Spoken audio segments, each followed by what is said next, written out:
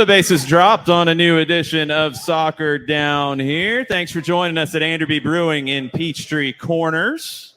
Star-studded show tonight with Jack Collison and Greg Garza hanging out with us, John. That's going to be fun to catch up with Greg. Greg is part of Beyond Goals Mentoring. We get to catch up with him every other Friday live on the show from 9 to 11. He gets to spend some time with us, and we get to see him here in person tonight here at Anderby, and we get to catch up with the head coach of Atlanta United 2, Jack Collison. It's going to be fun to catch up with Jack. He kind of catches up with us usually once or twice a year. Good to have him in person here tonight as well. Couple bits of news before we get Jack on. Brendan Aronson moving over to Leeds. It's official. We talked about it on the show this morning.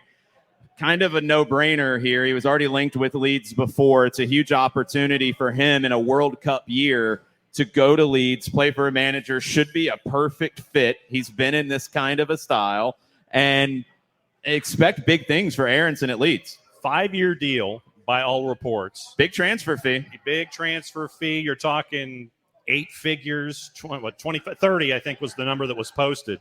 So you're looking at $30 million for Brendan Aronson. It's great news. It's great to see for American soccer fans, American soccer in general, to see those kinds of transfer fees associated with American talent. And, you know, we talked about it this morning, and you get to see what Brendan Aronson can do in the Premier League. I'm looking forward to seeing that next step. Yeah, who's next, I think, is the question when it comes to the U.S. men's national team. We've got a couple of matches on the friendly side, a couple of matches in CONCACAF Nations League coming up here in June. There's going to be other moves. Christian Pulisic's situation at Chelsea is a big one, a big question there. The goalkeepers, Zach Steffen at City, he's not going to be the starter next year. Matt Turner going to Arsenal, not going to be the starter. Are either one of them going to be playing regularly going into the World Cup? Gaga Slonina has committed to the U.S., but we see a teenager playing in MLS. He's been struggling lately. So questions at goalkeeper. Miles Robinson out. Does Aaron Long play his way back into that spot? Where does John Brooks go, and can he play his way into that spot? Weston McKennie could get squeezed out at Juventus, even though he's done everything at Juve that you need him to do. Serginho Dest at Barcelona. It's been every week. Is he staying? Is he going? Does Xavi like him? Does he not? Dest has been linked to Leeds. Tyler Adams has been linked to Leeds.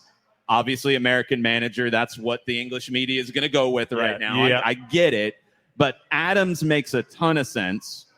Dest makes some sense. But there's going to be moves because U.S. men's national team players have to be in a good position for the upcoming season because it's going to be August, September, October, a week in November, and then you're into the World Cup. If you're not playing once you start the season, you're going to struggle when you get to Qatar. And that's the key, is that all this news is great. All this sounds fantastic. But if you are stuck, if you're not the number one guy, you're the number 2 guy, and you're playing in insert cup tournament here. It's not enough. No, it's not. And that's the key in all of this. As you're looking at it, you're going, okay, that's fantastic. But if Matt Turner is chasing after Aaron Ramsdale and trying to get minutes there, that's not good for Matt Turner when it comes to trying to be the number 1 for the men's Well, it might be good for Matt Turner. It's not good for Greg Berhalter. Yes. It's not good for the U.S. because it's probably good for Matt Turner's bank account. It's good for his future standing, but that's the balancing act in a World Cup year. Yes. You got to be playing. Yes. And that's the key. You know, with looking at all of these names, you want them to play. You need them to play if you are Greg Berhalter, and running into these roadblocks of, yes, these guys are going to challenge for these number 1 spots, but if you end up not being that way, you're not doing anybody any good. No, and who moves next is the question. Pulisic, all kinds of reports at the end of the season with Chelsea. Where could he end up? Adams at Leipzig, playing time decreased. Where does he end up? Those are the big 2 along with McKennie, because if Pogba goes to Juventus, as has been rumored, I don't know where Weston McKennie's going to fit into the team. Yes. And we know that Max Allegri likes his older fellas. Yeah. Weston McKennie, not older. So I don't know where that goes. U.S. men's national team coming up next month. We'll get into a lot of that on the show as we go. There's a big game coming up on Saturday to kind of conclude the major action in Europe, Liverpool and Real Madrid. The Liverpool fans are incredibly confident going into this game. Should they be? Ooh, with what we've seen from Real Madrid, I'm not so sure about that. I mean, if you have seen what Karim Benzema has been doing, Luka Modric, what he's been doing, you want to bet against that run that they've been on? Thibaut Courtois, I mean, it's not always pretty with Real Madrid, but they are beating teams and advancing every single time. And Carlo Ancelotti has consistently put teams into this position. Liverpool's the favorite. I don't know if you've looked at the juice box numbers here lately. I'm sure Liverpool's the favorite. They should be the favorite. I don't know by that much, though. There are some questions about Liverpool. We were just talking about it a little bit ago. With Real Madrid, there's always questions about Real Madrid. But with Real Madrid missing out on Erling Haaland, missing out on Kylian Mbappe, they're going to go get somebody. We know that. Could it be from their opponents on Saturday? I believe so. Mo Salah has said he's not going anywhere. Sadio Mane has not said that. He says he's going to talk about it after the game. Sounds like he might be on the way out. We'll have to wait and see. But Real Madrid has to make a splash either way, whether they win Saturday or not. Do you have numbers on the match? Oh, yes, I do. What do you have? How big of a favorite is Liverpool? Plus 106. Not by a ton, okay. 90-minute draw to plus 272. Yeah, typical. Real Madrid a plus 258. Plus 258 for Real Madrid in a Champions League final. I'll take that number. Yeah, that's hard to say no to. That's really hard to say no to. What do you think the game comes down to? For Liverpool defensively, I know this is going to sound incredibly simplistic, but how are you going to contain, if not slow down, Modric and Benzema in the middle? That, to me, is the biggest thing. If that's on the marquee and has been on the marquee with Real Madrid, if those have been the guys, when Benzema has been contained, and I'm not going to say completely shut down because that hasn't happened for over a 90-minute period, you've been able to slow him down. You've been able to make sure he hasn't been effective for 45 or 60 or however. But those moments when he does break free, when he and Modric combine, you don't need a full 90 minutes to make something like that happen. You can contain. I want to see you try to make that happen for as long as humanly possible. That's the biggest thing for me defensively for Liverpool going up against Real Madrid. We know the firepower that's there for Liverpool. We know it's going to come at you from a bunch of different places. Mm-hmm. That to me is a no-brainer. But the moments that we've seen from Benzema and Modric, those moments of magic, in quotation marks, italicized, boldface font, whatever you want to do, those moments of magic, to keep that from happening, what is it defensively that Liverpool does to make sure that doesn't happen against them? I think the player who could turn this is Vinicius. I think with Liverpool wanting to get their fullbacks forward, that's where so much of their creativity comes from. Vinicius being able to attack into those spaces, even if they try to contain Modric and try to contain Benzema, I don't think they can contain Vinicius because I think he'll have those spaces to get into. That's where I think Real Madrid can really hurt Liverpool. Liverpool, they're going to cause Real Madrid problems. Real Madrid hasn't looked all that sharp. They haven't had as much of the testing games coming into this. Liverpool was basically playing cup finals every game, even in the league. Real Madrid had the league sewed up. So can they dial it up? Can they get to that level of intensity? If Real Madrid can get through the first 30 unscathed, I like their chances in this. The longer it goes without Liverpool getting on the board, the more likely Real Madrid is to win, because I think it's going to take them some time. But Vinicius, to me, is the key player. If he has a big day, I think Real Madrid wins. We saw him against Manchester City and what he was able to do. Yes, I know it was against Fernandinho at times over as he was working down the left-hand side, but you see that speed that you've got on the left with a guy like Vinicius. How do you contain that and make sure that doesn't burn you either? Well, let's see if we can get a Champions League pick and little bit of insight into tomorrow night with Atlanta United 2 hosting Orange County SC with our first guest. That is most certainly true. We can do that. And Kaiser Permanente's Beyond the Stripes segment featuring Jack Collison of Atlanta United 2. When it comes to soccer in Atlanta and Atlanta United, Kaiser has got you covered.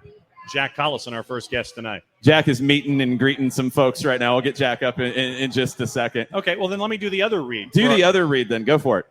We want to thank our sponsors here that are with us all season long, American Football Provisions, American Football FUTBOL Provisions, and you can also go on their website, get a lot of the things that they have on sale that are marketed toward Atlanta United and the great sport that we have. Also, Kickoff Coffee is for sale there, Kickoff Coffee, and they are now proud sponsors of us in the morning as well. Yeah, go to kickoffcoffeeco.com, and you can use the code SoccerDownHere15 and get 15% off of your Kickoff Coffee purchases. The best thing about Kickoff Coffee, first off, I've known the folks who started it for a long time.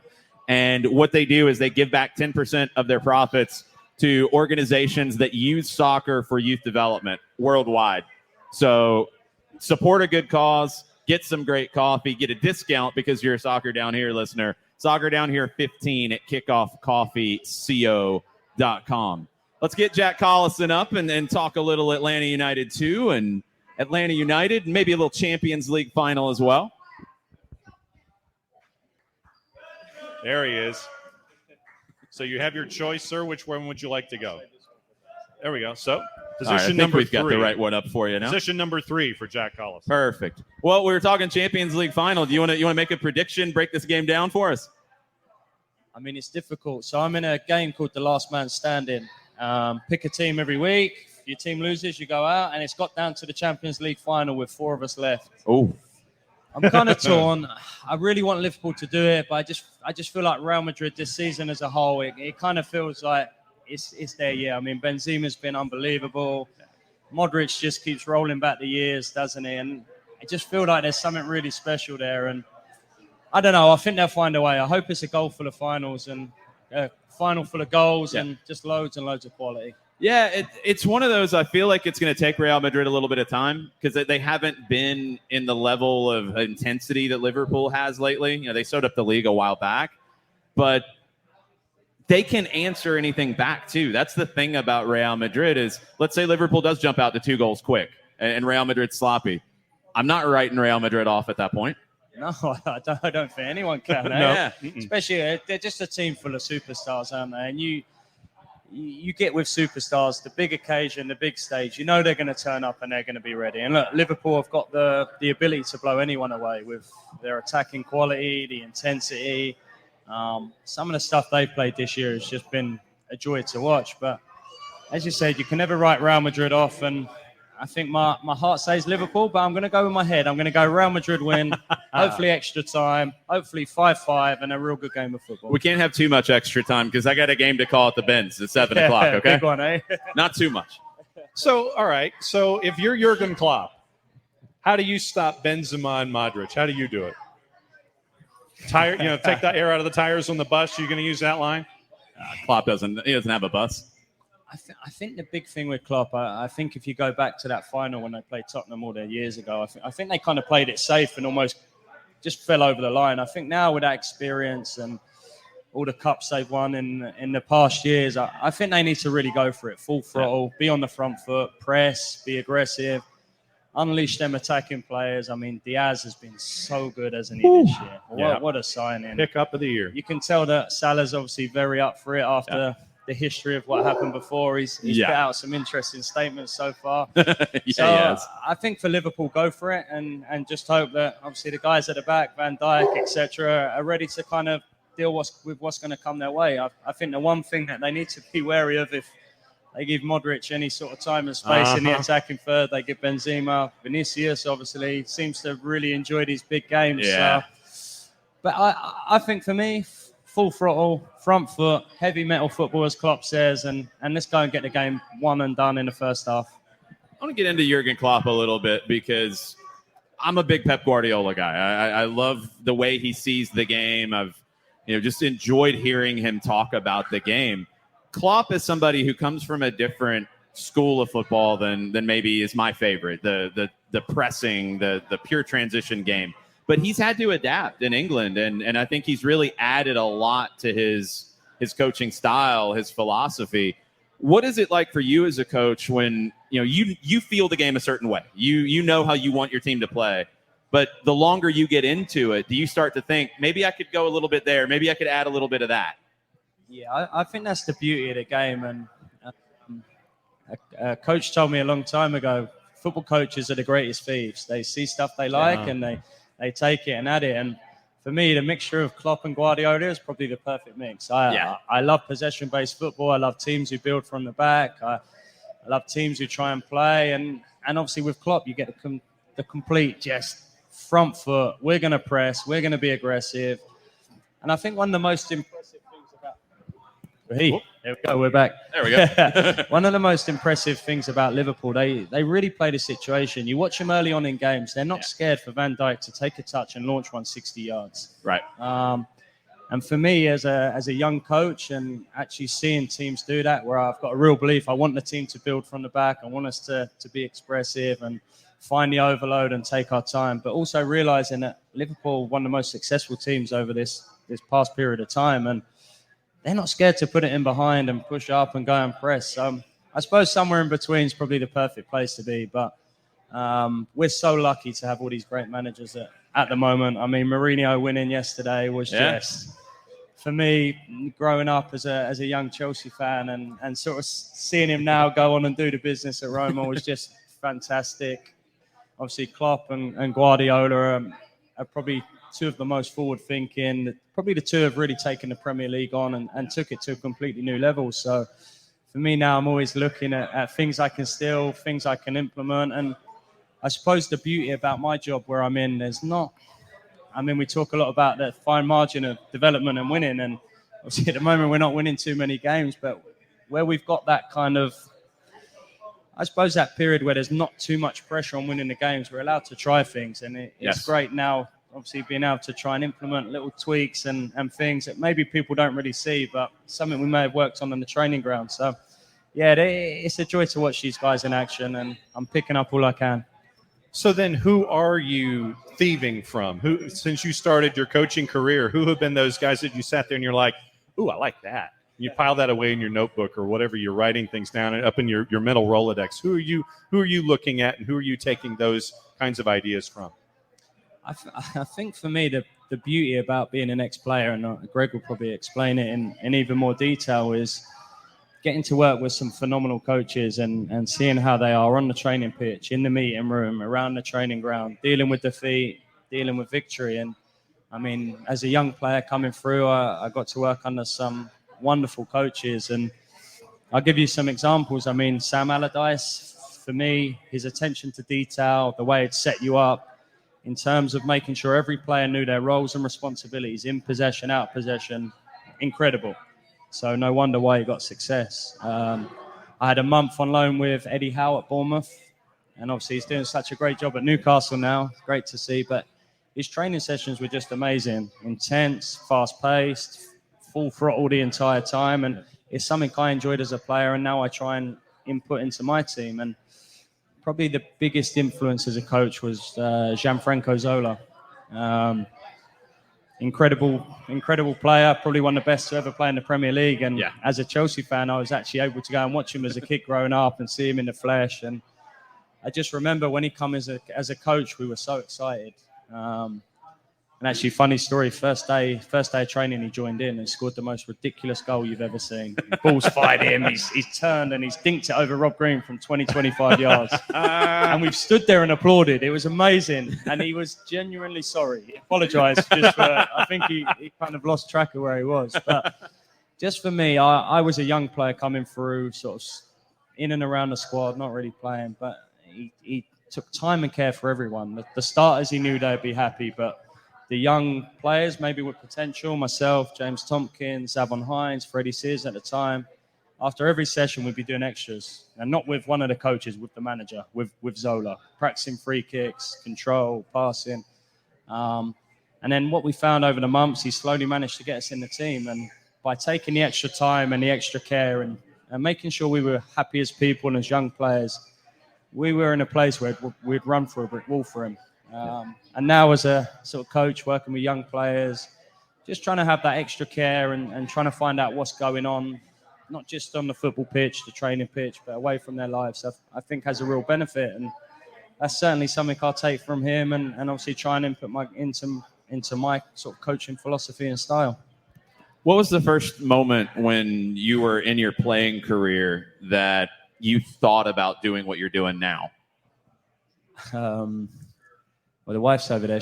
I actually got told to retire at 20. So it was kind of, trying to get out of it as much as I can. I think at 23, I had an entire year out of playing, and it was kind of, right, if I can get back playing, great. I'm going to chuck everything at trying to get back playing. But in the back of my mind, I kind of knew it was coming towards an end, whether it was this year or in a couple of years' time. So I managed to set up my soccer school and started on my coaching badges. And obviously for me, I think I was always going to be involved in football regardless. And when I actually had to finish and say goodbye, it was kind of a bit of a crossroads. Yeah. Am I bitter towards the game? Am I hating it because it's what's been taken away? But I think that love and real passion and desire for the game has been embedded in me. And instead of sort of being bitter, it kind of inspired me in terms of some unfinished business with the game. Right. I coach because I love the game. I want to be the best because I feel like there's unfinished business there. And that's what really drives me every day to be passionate, to take the hits, to come back, to just keep working relentless to try and be the best that I can be. And obviously one day I want to be at the top level, competing in these big games and trying to set a team up to win a Champions League final, to win an MLS Cup, to do something incredible. How hard is it to step away? Because I don't think a lot of folks understand the investment from a very, very, very, very, very young age. All of those hours, all of that time, learning from a guy like Zola, playing professionally, and then that wall is there, whether it's created by injury or father time or age or what have you. How hard was it to get away from all of this stuff? Yeah, I would say even more so over in England. I was in a professional academy from 9 years old. So 3-4 days a week, every weekend, Friday to Sunday, I was away from my family. But I was doing what I loved. And from 9-10 years old, you asked me what I wanted to be. I wanted to be a professional footballer. And even when I was at home, I was out in the garden till dark and awake first thing in the morning as well, out there kicking a ball. So obviously when I got the chance to kind of live out my dream and play in the best stadiums against the best players and sort of live what I'd always dreamed of doing, it was an amazing feeling. And I think saying goodbye was obviously very difficult. And the wife would tell you once again, I mean, towards the end, I was living on an ice machine, probably 12 hours a day, trying all the machines. I went to Italy, I went to Belgium, I went to America. I tried to see the best in the world just to make sure that when I did have to say goodbye, I knew I tried absolutely everything. And I think when the time came, I knew. We were playing Coventry away. We were 2-0 up at half-time. I come on and we lost 3-2 in League One. So I kind of knew it was time to step away. But I mean, I'll be honest, it's difficult. I was thankful that I got chucked straight into coaching. Next day I was coaching Peterborough's under-18, so I had something to keep me going. But certainly through the first year or 2 years, there were some really dark moments. I mean, watching Wales in Euro 2016, all the boys I'd grown up with in the under-21s, made our debuts with, and to see them go to the semi-final, obviously filled me with immense pride. But at the same time, there's that sickening feeling in your stomach, like, oh, that could have been me kind of thing. But I suppose as time's gone on and kind of my coaching career has progressed, and I've really found that love and passion and that drive and desire to be a top coach, it kind of slowly disappears. And as I said, now the goal is to be the best coach I can be. And I can honestly say I'm absolutely loving it and enjoying the challenge, because it is challenging. Every day is a challenge, and it's what's keeping me going.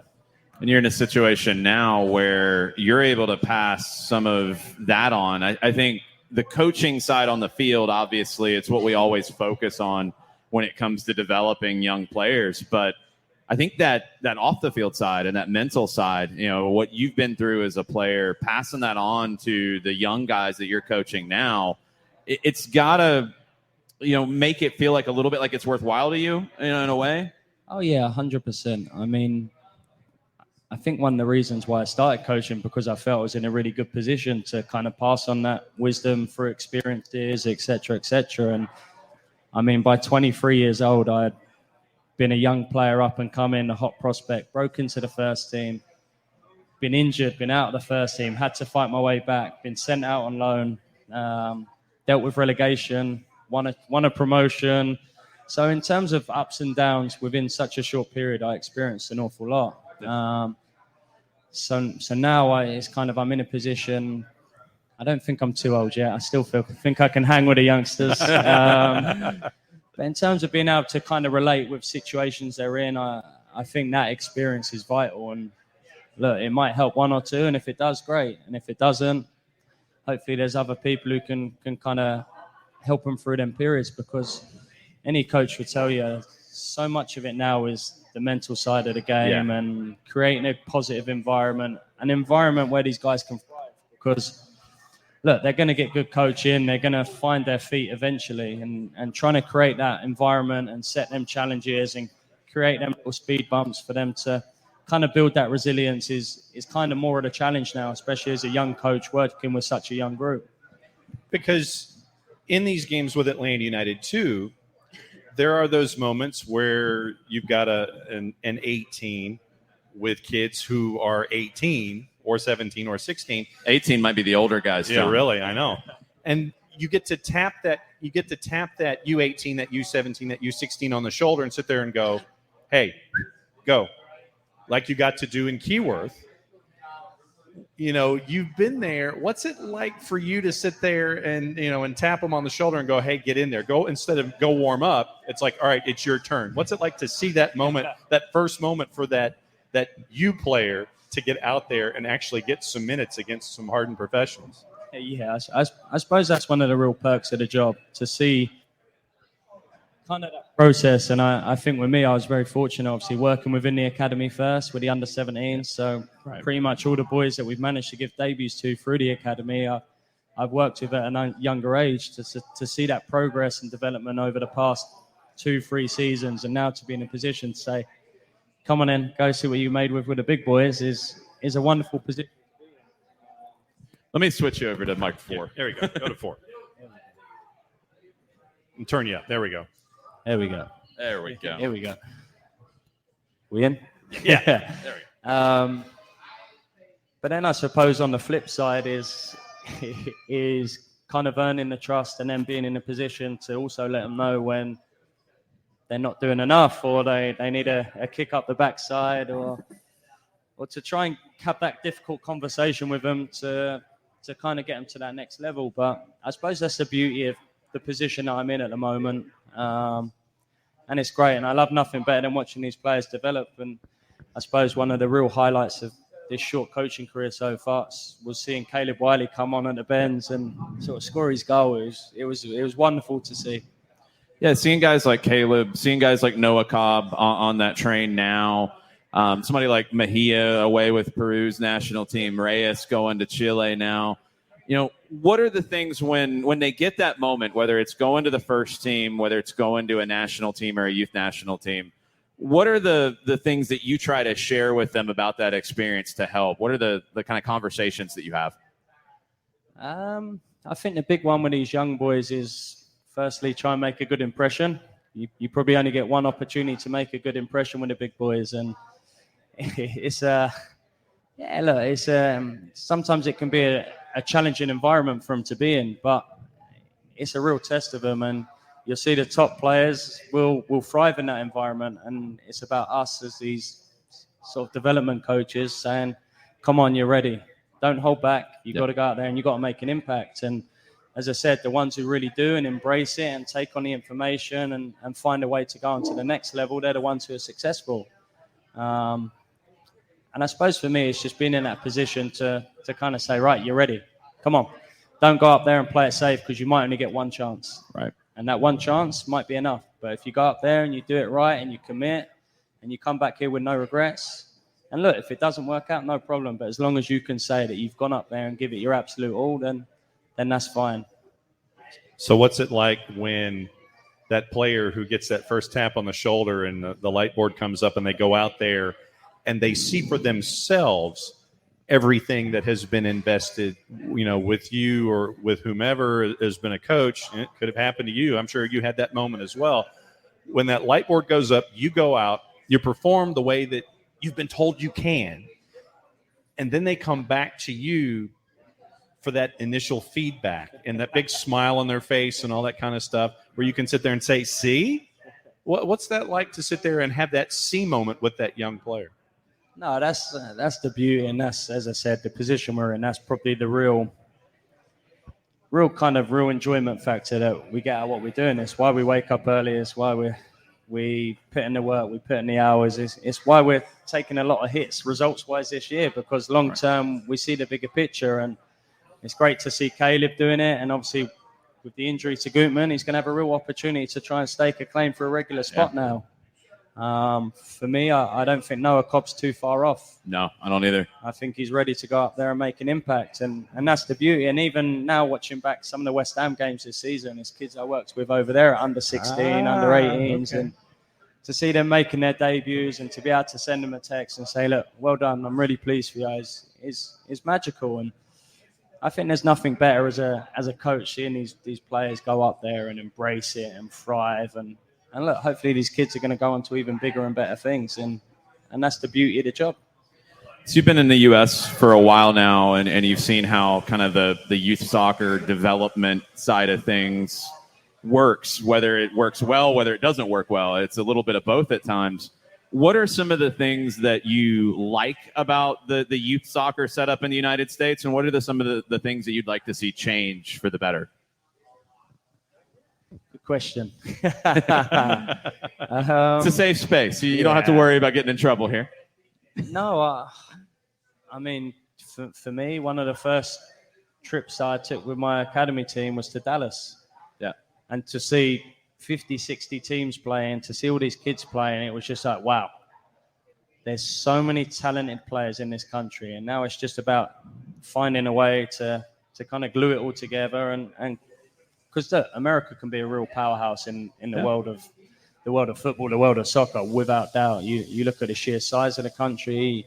As I said, you look at some of the talent and some of the real good work going on within the academies. I mean, to be able to travel around and kind of see all the good work going on elsewhere, and to see all the work that's being put in at Atlanta United as well. So I think the game's only going to grow and only going to get better. I suppose for me, the difficult thing was kind of seeing some of these boys at 17, 18 when they've kind of got the choice of college or soccer, and kind of at times having to take that soccer hat off, that football hat off, and put myself in the shoes of a parent maybe, and they've got wonderful offers to go and get a scholarship and go get an education and maybe step away from the football. Obviously, it doesn't happen in England. So to see that now and to kind of be part of that journey as well, and to see some of the offers the boys are getting. At first, I wasn't sure. I was like, come on, what? Like? But now it's amazing to see these boys going off and doing great things at college as well. And look, hopefully in another 2-3 years, some of them will return and obviously have an impact on the first team as well. Yeah, I'd imagine that's going to happen more and more as, the college game is really, to me, it's benefited a lot from what the MLS academies are doing, and guys who maybe aren't quite ready at 18, which happens everywhere. Sometimes it's a late bloomer or whatever. They go on to college and they come back like Machope, like Justin Garza's. There's going to be more of that with all the work that you're putting in with guys getting this experience now. Maybe the spot isn't there for them with the first team, but they go away and can come back. Oh, yeah, for sure. I mean, even and we're keeping close tabs on them, so don't worry. We've got 5 or 6 of them coming back to train over the coming weeks. Okay. Tubbs is back in. Garrison Tubbs is back in. Yeah, there's a couple that I'm like, I wonder if Will they're going to show Riley's up. some player, so he's back in a couple of weeks. But no, it's great to see him go on, and look, for them to grow, sometimes they need to go away and get a feel of what it's like. And we know it's competitive, and not just the football aspect. I think the life aspect of having to go and stand on your own 2 feet, to maybe move and live away from home and not be in a comfortable environment is really difficult and challenging. And, you'll see with a lot of them, it really benefits them on and off the pitch. And hopefully when they come back, you said Chop, I mean, at the start of last season, wow, he looked incredible. Yeah. Unfortunately, a few injuries have kind of held him back, but hopefully he can come in and kind of really impact the team. And I'm sure there's going to be others over the next few years as well. And then on the flip side, you get somebody like Grant Howard, who headed to Virginia Tech, but getting those early reps with Atlanta United too, he sits there and he creates a difficult decision for himself because of what he was able to do early in the season with you at the back. I mean, Grant is his progress over the last 18 months has just been phenomenal. Yeah. I mean, I think he's surprised everyone at the club, and some of the performances put in, especially recently I mean, you look at that Indy game where he come on, he was unbelievable. He was like Jordi Alba coming up from fullback. It was great to see, and I suppose for him, I think college will be the right route, and I think he knows he needs to go and do that. But the fact that he's probably going to go to college with maybe 10, 15 USL appearances, professional appearances under his belt is hopefully going to give him that added confidence, that added boost. And obviously as a club, we know he's certainly one we're going to have to keep tabs on, and hopefully he makes a return in the coming years. He's one that has really jumped out to me based off of what we saw with the U19 program this year playing in UPSL. That was where I first saw Grant, and I'd known the name but hadn't seen him up close. And getting those games and finding a way between you and Matt and Gonzalo to figure out the pathway for these guys. Sometimes it's a straight line. Somebody like Noah Cobb, pretty fast straight line going straight up. Sometimes it's a little windy, and having those different aspects. What are those conversations like with the three of you in looking at a talented young player and saying, what's next? Is it a U19 game? Is it an Atlanta United 2 game? Or is it going to train with the first team? Yeah, that's it's so tough. But I'll be honest, Matt's been fantastic at trying to plan out a pathway for all of these kids. And even the ones we know are not going to impact the first team, are not going to be professionals, trying to carve out a pathway where they can get a good college offer and go and get an education. And I think that's probably one of the most impressive things about Atlanta as a club in terms of that real family feel. And it's not just you get to 18, you're a first team player. And no, it's trying to really create pathways for all these kids. And Matt's been really kind of forward thinking in terms of driving that. And then, as you say, you get the anomalies, the Noah Cobbs who are 15 years old. You're thinking, wow, okay, this kid's got something. Maybe we can really test him and chuck him in with the Sharks and see how he does. So I think every player's pathway is different, every player. And I think it's just about being able to adapt, not putting too much pressure on them too early, and making sure we're there to support and just try and give them as many pieces to the jigsaw as we can. So when the time comes, they're ready to take their opportunity. If not, we're in a powerful position where we can hopefully help them elsewhere and watch them go on and do great. And I mean, even this year, you look at Phil Goodrum and Chris Allen, gone to Memphis. It gives me great pride to see him doing so well. And look, I probably only played a small part, but the fact that I could have a conversation with Ben Pullman at Memphis and say, look, these are great kids, top players, and to see him doing so well now is kind of, it gives me a kind of a good feeling. So I'm really pleased for them, but hopefully they have a bad one when we play them in a week's time. You get on a roll, you're in the top of the East at Memphis, 901. And one of the things that in the development stage, you mentioned the time with the academy, going to Dallas, 50 or 60 clubs going after each other. I mean, you're seeing Atlanta United going up against Pachuca. You're seeing them going up against Manchester City. All of these heavyweights on a worldwide scale. And Atlanta United has proven and shown from day one, we'll go ahead and line them up. Let's see what happens. There's no fear. There's no second guessing. It's like, all right, to be the best, we're going to line up against the best, see where we stand, because that benefits us down the road, even if it is in one of those tournaments like Dallas. What's it like on the touchline when you're sitting there and you're going up against these international teams? It's not just, clubs in MLS. It's international powers. What's it like to see that and be a part of that kind of dynamic? I think that's great. And I think that's where we know as a club is kind of where we can really try and progress it, because the international competition is just phenomenal. And sometimes it's not necessarily the technical aspect. When you play some of these Mexican teams, some of the dark arts, etc., come into play.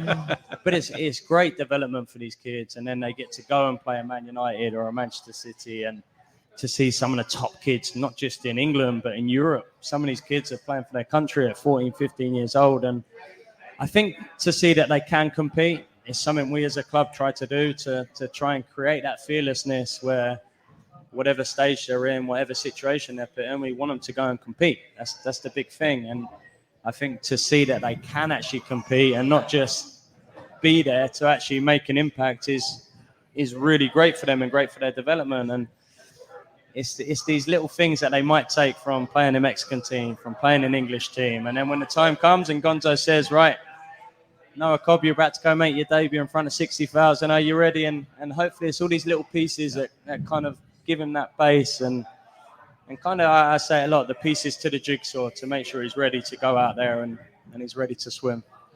Jack, thank you so much for the time. If you're willing, we're going to take some questions from folks at the end. You willing to come back for that? Of course I am. Even if Adam asks a question? I'm interested to see what Garza's got for us anyway. Yeah, I'm a little worried about some of these. But yeah, really. Thank you so much for the time. We'll bring you back up here in just a bit. Thanks for having us, guys. Jack Collison, head coach of Atlanta United 2. You want to tag in, tag out? Yes, guest number 2. Greg Garza from Beyond Goals Mentoring. You might remember him from his playing career here locally. I don't know, lifting an MLS Cup trophy at Mercedes-Benz Stadium. You might remember that. Yeah. U.S. men's national team, among other things.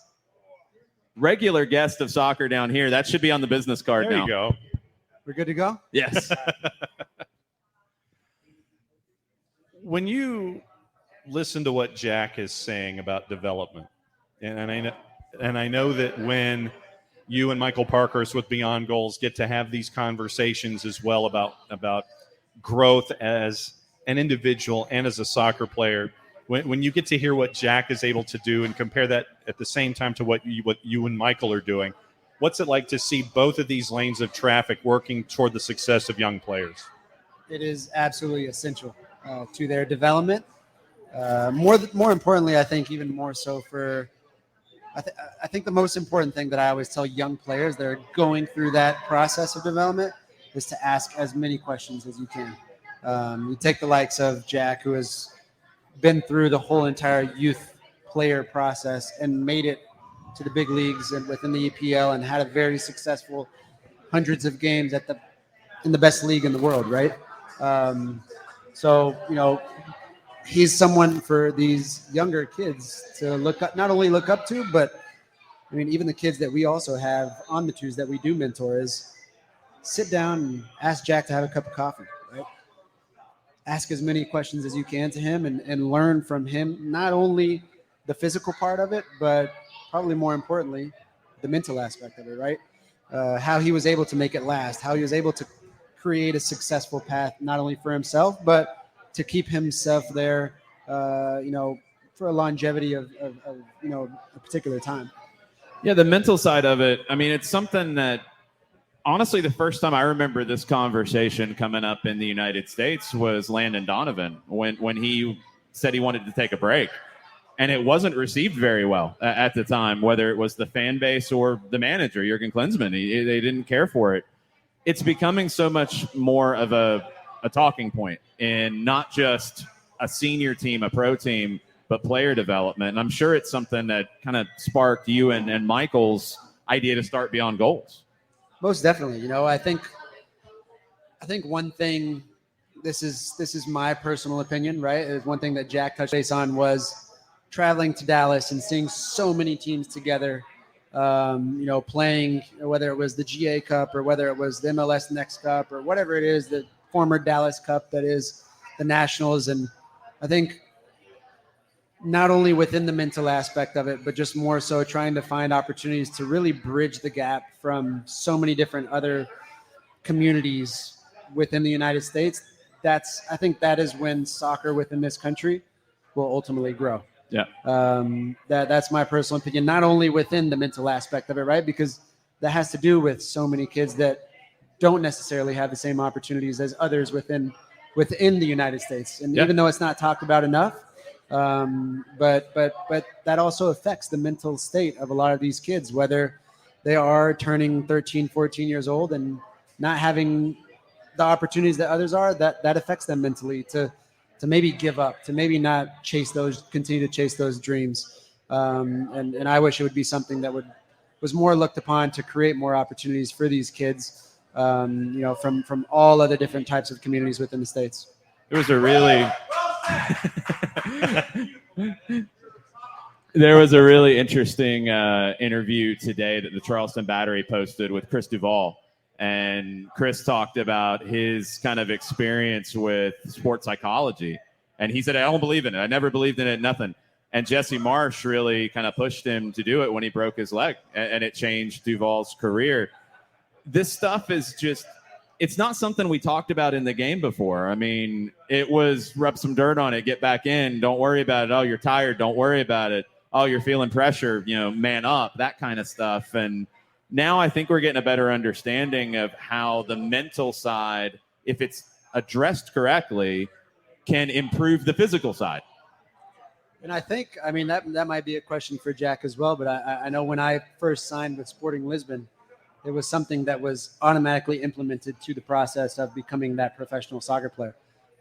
It was sitting down with a sports psychologist or anyone that was involved in the psychology world within that club at whatever age you were, once a week, once every few weeks. You were taking different mind tests, and they're just kind of trying to understand each and every individual on how to focus on their unique and own development. And, I think it is something that is much needed in today's world, and every aspect of not only the development of youth players, but to keep us sane as well, right? I think throughout my whole entire career, how many adverse situations or adverse moments that I had, that I had to be strong with myself. I did not have anybody to talk to. I think, sometimes it can be difficult because you think about some of the clubs that do have sports psychologists, or I think I had sports psychologists a lot throughout my whole entire career, and it was almost a fear of not wanting to tell them what was going on in my personal life because you're thinking it was going to affect me on the field, right? Or, oh man, this guy's dealing with a lot of stuff right now. He doesn't need to be playing each and every week right now, right? So, but it is something that I think now in today's world with so many people and so many, I think, so many people with strong voices have now spoken out to where it is something that needs to be viewed upon at a much deeper and more important value to everyone's development at whatever level they're at. Because I know it, a lot of times it's that notion of talking to a stranger, a complete and total stranger, and telling that individual everything that's going on between your ears, and how you don't want to do that because, it makes you uncomfortable for one reason or another. But at the same time, addressing the mental aspects of what's going on, it's almost like a defensive driving course where you get to think about what's going on for yourself and for everyone around you and how it impacts. And so it's a two-way thing that you're dealing with here when you have those that care enough to address the mental aspect of the game. It's not just something that they're sitting you in a chair and they're parking you in a corner and they're shining a light on your face just so they can do it. It's for the benefit of everyone around you, not just for yourself, I would imagine. What you said resonates with me so much because that's where I think, and I would hope that in the future, so many clubs start to understand the value of having guys who have been there, done that. And even though I think, when you hit a certain level, yes, sports psychology is so deeply and truly important, but having experience as well of guys who have been there and gone through the exact same things as maybe young players might go through at one point in time as well, plays such a huge role in their development mentally. And I think, allowing us to understand how important that piece is of anyone's success, and having a guide and having a mentor is essential to every single one of those people's success. So we talked a little bit about Jack's reaction when Noah Cobb goes to the first team and the feeling you get. What are the conversations that, whether it's Noah, somebody else, when they're about to have that first breakthrough, what are some of the things that you kind of talk to them about to keep in mind, whether it's a big like state championship game, whether it's a state cup game, whether it's a pro debut? What are the kind of points that you hit with that player? I think we always hit is that confidence, right? That confidence level being there at any given time, right? We always, it's really funny throughout our whole entire, sessions or what, we always ask them what certain words mean to them. Confidence is always the very first question that I always ask every single one of my mentees, what confidence means to them. Whether they say it's belief in their self or whether they say, not being afraid to do anything and everything, just know that you're going to be able to play to the best of your ability, whatever it may be. And Michael actually found this quote and found this quote online, and it says, confidence doesn't require fearlessness, rather the ability to adapt in any uncomfortable situations and get comfortable with it. And I think that resonated with me in so many different ways, because throughout my whole entire career, especially these kids that are playing at such a high elite level, or if they are dealing with certain pressure within playing in a high school championship, or right now in season for tryouts, right? Knowing what you can do to, show up and make a team, right? Yeah. And it's okay to feel those nerves. It's okay to have that fear. And I think so many young kids think that since we played at such a high level for a very long time, we were never scared. We had zero fear. We were fearless in everything. I always tell people I was such a fearless player, and that's probably why I had so many surgeries on the field. Yeah. But I was nervous and so scared before every single game, right? You have that adrenaline rush, or, kind of how to deal with those nerves. And I look back onto that and just understanding those situations and just having the ability to adapt in whatever that situation may be. That's where that confidence needs to be coming from, right? So to help young players understand that, and once again, it goes back to sharing that experience of what we also dealt with, that sometimes I think within the psychology world, and maybe speaking to a sports psychologist or you speaking with a psychologist, a kid might not want to ask that question to them because they think that it shows weakness, right? Yeah. Us as players, the last thing you want to show is feeling any sort of weakness, right? You always want to show your strengths, and that's another huge thing that we really base our conversations on, is helping these kids understand what they are truly great at and how they can do those things consistently over and over. I always use the analogy. I always ask people, and I always ask kids, do we ever talk about Messi's right foot? And we don't. No. Because even though he's always going to go to his left and he's going to do everything with his left, that's his strongest value and asset as a player. Right. But if we were to really touch base on his right foot, I'm sure we could find a lot of weaknesses.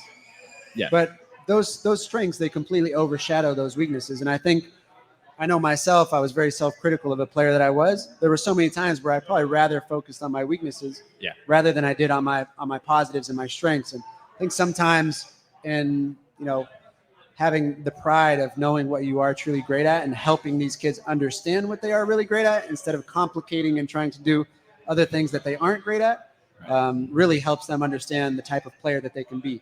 I can give another great example. I'm just thinking about guys on the top of my head, and I talk about him all the time, is Paul Arriola.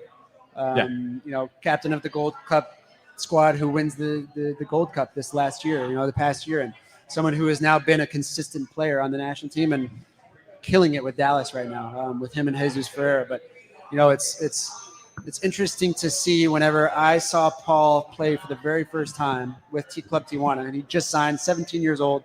I believe I was 21, 22. I'd already established myself on Tijuana. And I just remember this kid coming in, and all I just kept telling myself is, this is one of the fastest kids I've ever seen. If he can just understand how to use that and not want to be this tiki-taka player who wants to use all these step-overs and skills. And that was the type of player he came into, because in his mind, I have to show more because I need to show that I need to play every single game. And it took him a few years to figure that out. But once that flip of switch happens, obviously now the rest is history, right? Yeah. So, there are so many players like that just they takes them a little while to understand. And that's something that we truly focus on as well, is just really allowing them to understand their true greatness as a player, rather than sometimes focus on those things they need to continuously get better at. It's easy to get hung up on whether it's us being self-critical on ourselves, or hearing criticism, or somebody giving us criticism on what we need to get better, and we get away from what we do well in any real walk of life. You hear something like, okay, I need to work on that, and you start trying to work on that, and you get away from what made you good at what you're doing in the first place. I'll touch base on that because I think Michael has said it so well, and we were talking about it earlier. Just I'm the motivator, I'm the passionate guy, and Michael is the logical, cerebral thinker, and just one of the greatest leaders I had in my career. Yeah. And I remember we were talking actually with Soccer in the Streets, and that was one of the questions is how do you deal with criticism? And Michael's answer to that was something that really stood out to me. He said, only take criticism from someone you would take advice from. I had somebody repeat that to me not long ago, and man, that really stuck out to me because I just thought about all of these young kids, right? You deal with so much criticism, right? Even as a professional player, you deal with so much criticism, but would you ever take advice from a lot of the majority of those people? 100%. Probably not, right? But if there is someone that you truly look up to, or you have a coach that has maybe been there, done that, or somebody who has that experience, then you should be perfectly fine taking some constructive criticism from that person because they want the best out of you, right? I always tell people, in today's world, it's much different than when we were kids. I mean, some of the greatest coaches I had when I were kids were coaches that were pulling us by jersey necks and putting us in the right positions, right?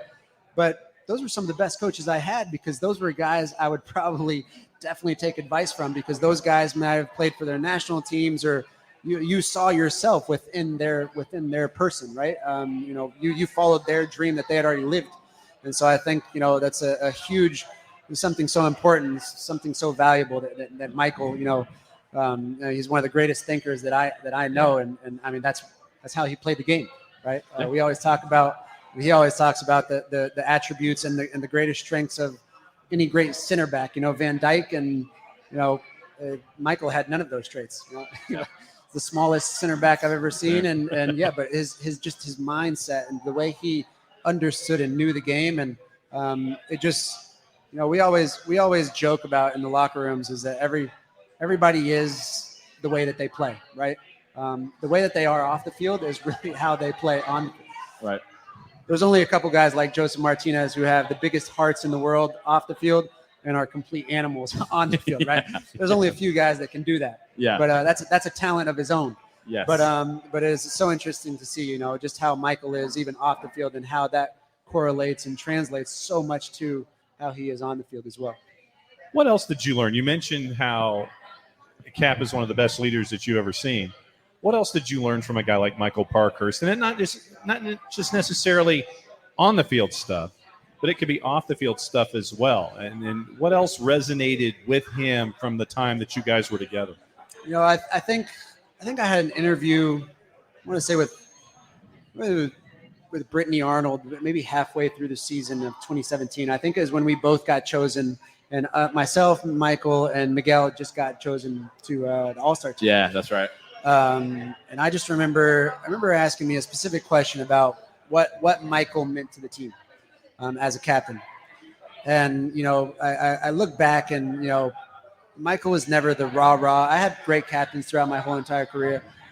He was never the rah-rah kind of guy, but he was the guy that you could sit down and have a cup of coffee with and talk about absolutely anything, whether it was your finances, whether it was family life, whether it was anything and everything. He gave you that open door conversation, and to where he also had the ability to connect with each and every one of our players. And that's something that's probably not seen from the outside, but there are little cliques within every team, right? Have little, it's the South American cliques or, whatever it may be, you have to know how to manage and deal with those as a captain. And not every person has that ability. And he just had a calm demeanor towards everything and really connecting and gluing everything together that made us so successful. And I think that was a huge piece to our success. I always think the example that I used within that interview was that he was the best father figure captain, I think, anybody a team could ever have. Yeah. And that's how I still view him. He's a great father figure. He, not only with his own kids, but with younger kids that come up through the system, he provides that open door for anybody to gain knowledge from what he's gone through or what he's lived as a professional soccer player. So, that to me is invaluable, right? There's nothing that is greater than or more worthy than those little traits as a person, as a human being, to be a captain of a soccer team. You guys out there, if you have questions, there's QR codes on your table. You can scan that and send us a question for either Greg or for Jack Collison. We're going to get Jack back up here in just a minute and get in some questions. We've got a few more of our own. That's what we do, Yeah. I just think it's such a valuable conversation because, soccer in this country has grown so much from when you started, so much from when I started being involved in it. And it's at a level to where kids are now dealing with pressure that I didn't remember as a kid playing at the YMCA. I tried out for teams. You played big high school games. You played some big club games. But now kids at 10 are dealing with pressure that, it's, am I going to make it as a pro or not because I'm trying out for Atlanta United as a 10-year-old. I was watching Saved by the Bell as a 10-year-old. I didn't know anything about pressure. How do you kind of help younger kids on that scale keep things in perspective? It's funny because my 9-year-old son played in his final tournament, of the season last week. And right before the game, he talked to me. He was like, I'm so nervous, right? And I just thought to myself, man, okay, here's my one chance I can use beyond goals mentoring. It might actually work for my own son, right? And I think just allowing kids to understand that, whoever it is who has had success within their lives, whether it be soccer, whether it be whatever they do in their lives, they go through pressure, right? One thing that, another thing that even comes from Michael as well is we always use the analogies of whether it be LeBron James or Tiger Woods or Kobe Bryant, these guys that dealt with so much more pressure than, any other human being on planet Earth, right? These are world, known leaders in their sport.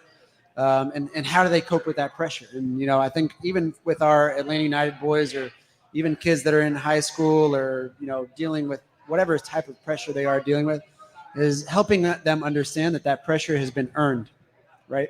And whenever you tell that to a kid, your pressure has been earned, they really don't understand it. And they ask you, what do you mean I've earned this pressure? Yeah. And helping them understand that, look, you're there for a reason, right? Mm-hmm. LeBron James knows that he is there for a reason. He has earned that right to be held to such high expectations, not only from everybody else, but for himself as well. And if you hold yourself to a high expectation, then embrace that pressure, right? Use that pressure to the best of your ability to get through whatever it is that you need to get through, rather than have that pressure fold you or make you crumble in those moments. And I think it's interesting to see, and it doesn't only come from players. It might come from parents. It might come from coaches. It might the scope of what youth soccer is now in today's world is a level of commitment that I think us Americans are still not yet used to. Yeah, 100%. Because if we were to travel to Portugal, if we were to travel to Mexico, if we were to travel to England or wherever it may be, you have all these kids. I mean, look, I use Portugal for example, or Brazil for example. You use Brazil, that's where I first moved, but of all those kids that I landed the first day and went to the Academy of Sao Paulo, 50% of those kids were from other states all over Brazil. Yeah. And they're 10, 11 years old. That is pressure, right? Yeah. I always hear the stories about Brazil and Argentina where the big teams will have these cattle calls, essentially. Like kids just show up, hundreds of kids, and you have these trials. And some of the greatest players, they had to go through 4, 5, 6 different trials just to get into the youth team at the bottom level. It is unbelievable to see. I think that's where you see. I always use the story of, the day that I touched down to Brazil is seeing kids not have cleats, or seeing kids getting cleats from the club, or walk around barefooted or whatever it is. Kids that are using public transportation to get to training, right, or get to school, and they're 11 years old, and they're from different states. Yeah. That is pressure, right? And those kids, they use the joy of playing every single day for their escape, right? To escape that pressure that they might be mentally dealing with, and it's all used with the ball, right? So it's sometimes putting those things into perspective and helping these kids understand not only how to cope with the pressure, but to understand the opportunities that we have as Americans, and can kind of compare them to other places in the world, can really allow them, to say, okay, you know what, maybe my pressure is not as near as much as First world problem. What some of these kids go through. I was going to ask, and you pretty much laid it all out there.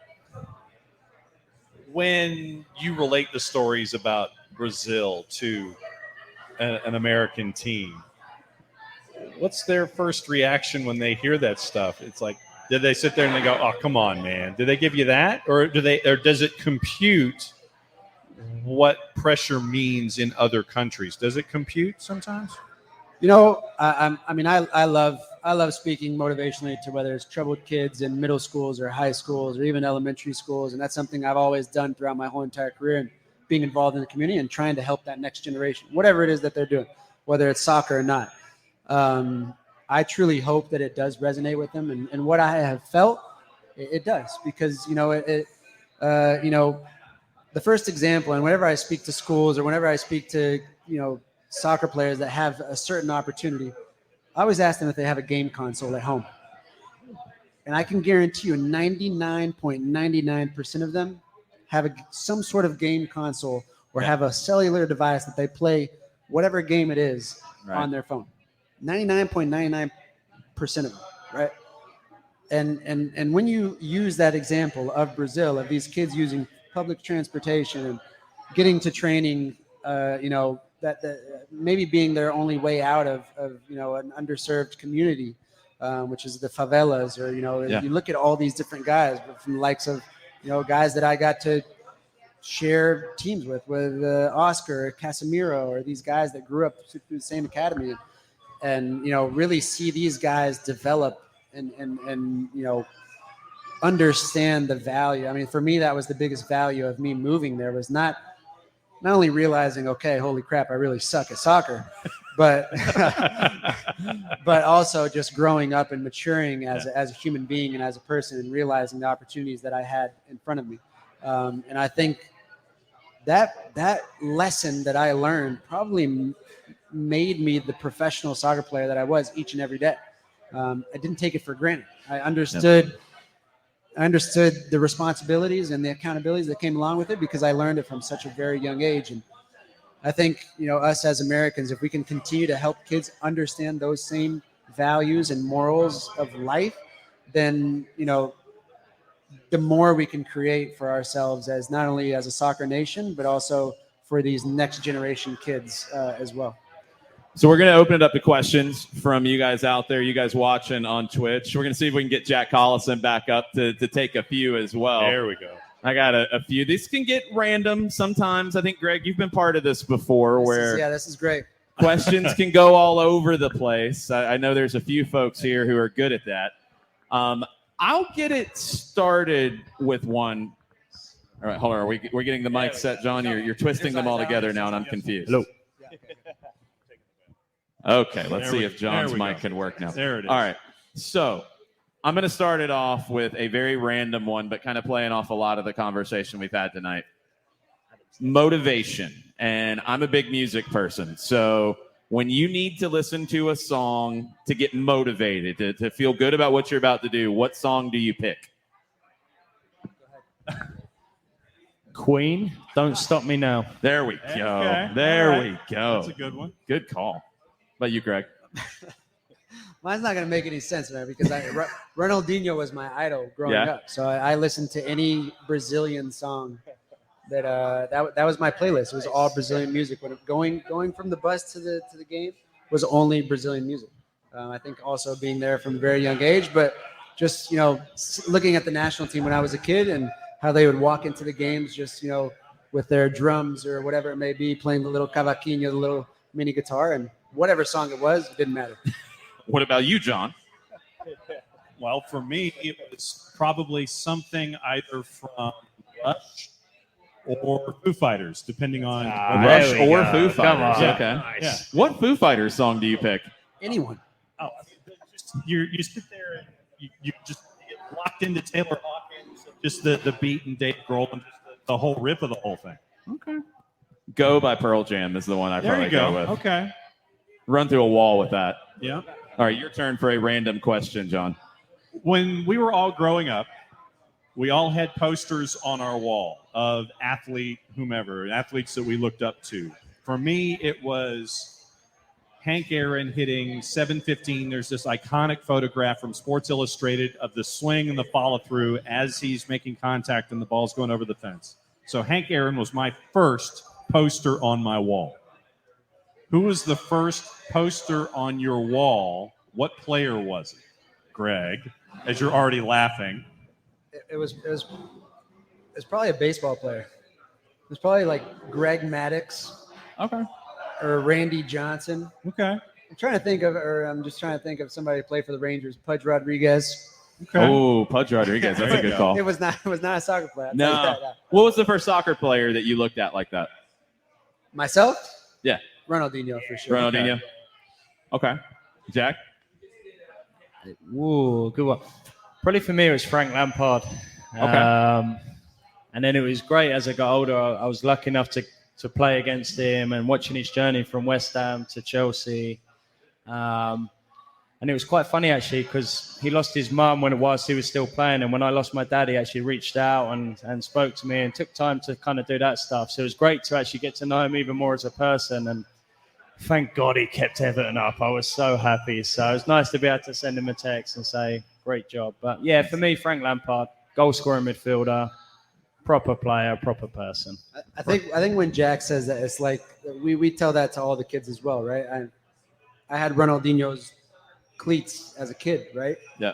And I got to play against him 4 or 5 times in my career. So just like that, you see those things and tell these kids dream big. You know, you never know what can happen, right? Yeah. A million years when I was wearing Ronaldinho's cleats, and would I ever think I got to play or share the field with him? So dream big. So who was your first poster? First poster, non-soccer, was probably Dale Murphy. Understood. Yeah. I think could have been Dominique Wilkins, but I think it was Dale Murphy. First soccer poster was Maradona. No way around it. I remember the poster. I'd actually love to find one now if I could find it. It was a Puma Diego Maradona poster that came out in '86, right after the World Cup. Okay. I had that thing forever and finally lost it in a move somewhere. I would love to find that. Okay. Oh, so it's my turn to ask a question? You go again. Okay. Scott, if you're getting questions, please let us know. I texted you like 20 minutes ago, you know. Okay. You know. All right, so we're going to do it like the new PK setup. So ABBA. So Jack, since you answered last, you answer first. Okay. What was the toughest one-on-one matchup you ever had in a match? Okay, pretty good one, actually. So, made my Wales debut, 19, in Iceland. 3 days later, we played Holland in Amsterdam. It was one of their warm-up matches before they go into the Euros, and got to play midfield against Wesley Sneijder. And my God, did he give me the runaround. It was incredible. I did not get near him the whole game. I got close to him in about the 80th minute. I said, please give me your shirt at the end of the game. And that was the only time I got close to him. But he was sensational. You get tight, he's playing it one touch. You give him space, he's hitting a fifth. It was just incredible to see up close and personal. And look, I thought I was okay. And we had like Gareth Bale, Craig Bellamy in the team who were good players. But this fella was just a different level. So, wow. You might be able to redeem yourself now. Yeah, maybe. I don't know. I'm getting close. What about you, Greg? Man, probably Cuadrado, man, against Colombia.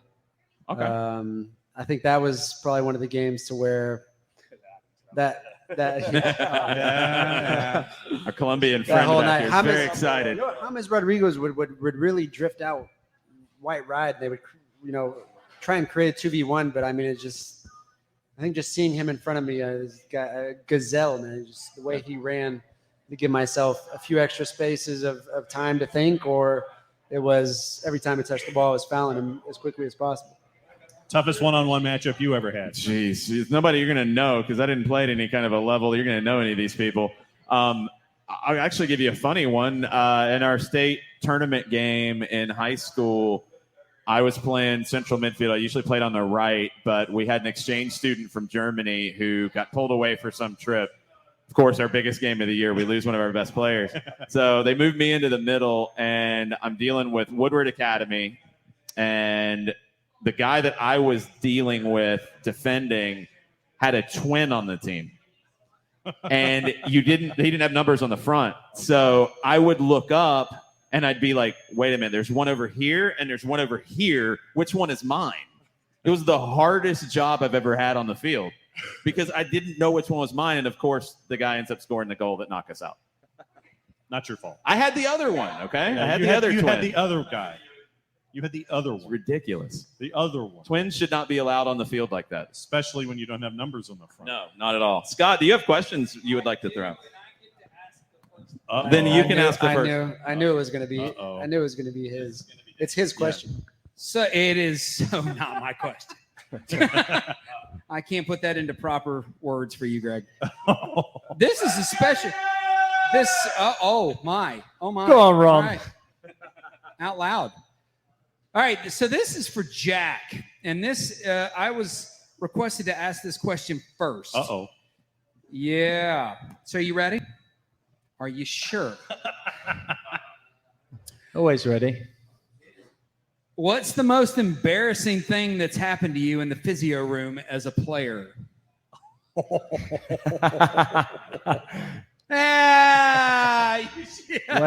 you can't give it away that easy. So you're looking at it. Well, look, being a player who probably spent more time in the physio room than on the pitch, obviously I have quite a lot of experiences and some really good memories and some tough memories. How do I put this? I mean, look, as an athlete, you're putting stuff into your body. Do you know what I mean? Trying to maximize it, beetroot shots, protein. And I was in a safe place at the time. I thought I could pass wind safely. And Are there children? I mean, the children are gone, but look, accidentally, it didn't come out how expected. And I mean, look, no. I had to duck waddle to the changing room and kind of make sure I was right and good to go. And I'm going to go hide now. believe it or not, I was ready to play on the weekend, though, which was fantastic. Yes. So- Yes. Okay. Till death do you part. No one Hey, got near you. Of course. Come on. Yeah, we're going to have to remember that. Wow, why wasn't that the last question, Scott, so we could end the show on that? Yes. Yeah. Hey, Where do we go? Where do we go from there? That was not mine. Yes. That came from the audience. Thank you, Jack. You can go home now. Appreciate you having me, guys. Anytime. All right. Some actual questions. Bad, wrong. That was rude. People came out here and I paid for them to drink. So, Yeah, I think Jack wins. all right, for Jack again. Elaborate on the last question. Just kidding. Okay, for Jack. Which training drill did you hate as a player but love having the team do now that you're a coach and don't have to participate in? That's a good question. That is actually a really good question. Yeah. I think as a player, I actually was kind of one of the twisted individuals who actually enjoyed the fitness part of it. And the pre-season, I used to love it because I was a good runner. I think for me, probably set pieces. I hated having to do set pieces. And obviously under Big Sam, we spent a lot of time doing set pieces. So, but now as a coach, and especially working with such a young group in a professional league, we know how important set pieces are. And look, we haven't got it right yet. But believe me, we're trying out on that training pitch. So I love watching the boys trying to compete and trying to get that part right. So yeah, definitely set pieces. What was the activity, Greg, that you hated when you get there, dial it up, and you hate this activity, but now maybe you come around and you understand why you hated it so much? I'm gonna use all the Argentinian coaches that I had. Some about the Argentines. Yeah. And I just loved the fact that whenever Argentinian coaches come to the United States and train in the MLS, there are so many things that you are used to because I had been in their environment with playing in Mexico for so long. And then some of the training sessions that, you might have not enjoyed when you were there, but you still did them. And then when they start to do them here in the States, all the Americans look around and they're like, what in the world? You guys really do this, right? I think there were so many times to where, whether it was Darlington or Michael looking over at me saying, there's no way Messi or Suarez did this training session. And I probably thought to myself, they probably did. They're probably used to it, right? But, I think it's just that different mentality of doing certain things, whether it's weights on the field or whether it's, things that you're not accustomed to in other countries is interesting to see. Scott continues. Let's go to Greg. Greg, when you see young talent that plays above the rest of the players around them, how do you help them with their path to get noticed through Beyond Goals and path to get Concord? Noticed. Josh, I think that's a difficult question because you always want to help them with understanding where opportunity is, where they can get under the eyes of people that can provide them that opportunity. It's and Jack can probably answer. It's a little bit of luck as well, right? Yeah. You have to have. I think the one thing that I always tell kids, whether they are talented, and I always tell kids, I wasn't the most talented kid on my teams when I was a kid, right? I think I just always pushed myself a little bit more, but helping them understand to find the right opportunities, and it doesn't take a village. It just takes one set of eyes to see you, and then kind of push you towards wherever you need to go. I think that's probably the best way to answer that. What's the biggest thing when you spot that kid, whether it was academy or a young guy, Jack, who's coming through the second team? Maybe it was Noah Cobb last year when they come through, and you're like, okay, he can really make it, but how do you tell them that without blowing their head up a little bit? Yeah, it's difficult. It's a balancing act. It really is. I think a lot of it comes down to what these guys are doing at the moment. That mentality piece is just massive. And I think with Noah Cobb, having seen him around the under-17s, there was no worries about chucking him in at 15 years old against Louisville in front of 8,000. He's one of the kids who just takes it in his stride. And I think what you find with the kids who progress, we had a really interesting chat with Alex Inglethorpe at Liverpool, and he said it's often the silver medalists in the group who are the ones who come through and are really successful because they've got that hard work ingrained in them. They're always trying to improve and trying to be better. And sometimes it's not the best player necessarily. And I think as they get older and as they deal with difficult circumstances or sometimes having a lot thrown upon them at a young age and seeing how they manage that, gives you a good idea of their trajectory and kind of where they're going to go. Okay, Scott will be dialing up some more questions. Here we go. Let's see. That's a good way to start and scare us all. Well, they're too good. I don't know if we can beat the first one. Seriously, we need to come back and talk about that at another time. That's soccer down here after dark. Stop it. All right, Greg. Now, Uh-oh. This is so funny. Who has the better hair, you or Mark Bloom? Oh, That's a difficult question. that is actually very difficult, actually. Mark. It's really not, Mark if you is think one of the about most it. good-looking guys that and he's a saint. He's the best dad, husband, and His he's- Instagram he's- photos and he's his family He's Superman. They're His- Abercrombie and Fitch sick. Yeah. He needs to stop it with Yes. all that nonsense. I'm gonna go You Bloomy. perfect son of a. I'm gonna go Bloomy. He's my man crush for sure. All right. Back to you, Jason. All right, so Bloom, right? Bloom, yeah. He's an impressive human Bloom. being. That's impressive that the narcissist stays inside. All right. So, Jack, I'm trying to be lighthearted here a little bit to kind of switch in and out. Actually, for both of you, let's go to this one. Both of you. Who should win the Balloon d'Or? Say it again. Balloon.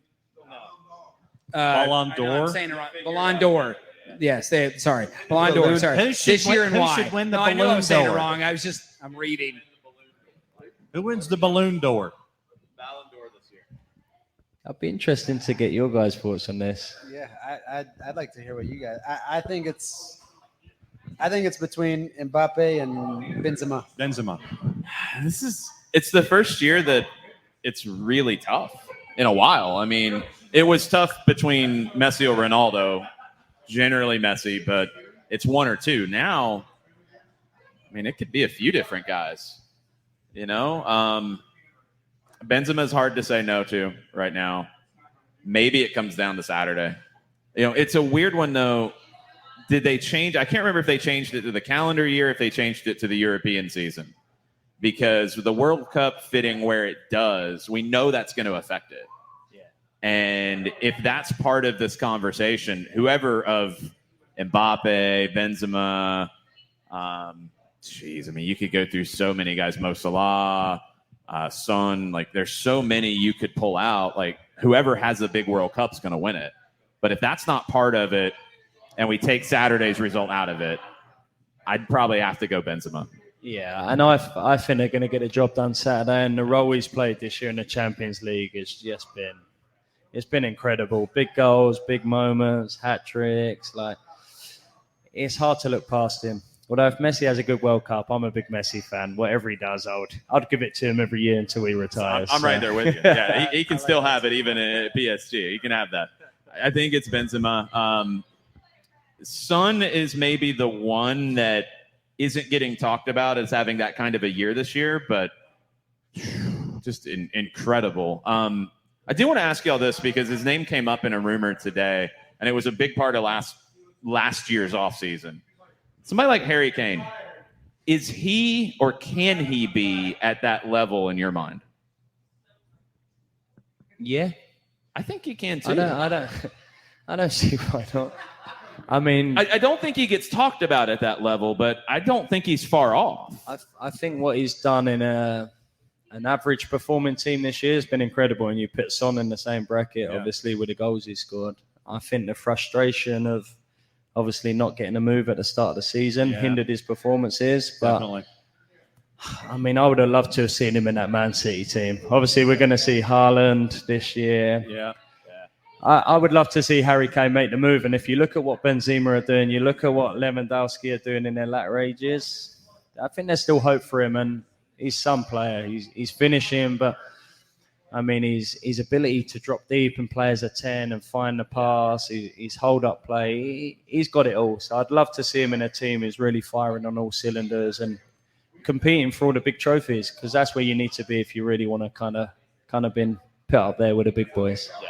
Where do you kind of rate him, Greg, in that hierarchy of nines with Haaland, with Benzema? You know, there's so many that are in there. Kane feels like he doesn't get talked about at that level. I remember 2000, well, it might be 2014 with the national team. I remember when DeAndre Yedlin just signed with Tottenham. And I remember our first camp, it might have been when we were in Czech Republic in Prague. And I remember we were actually in England. We were about to play against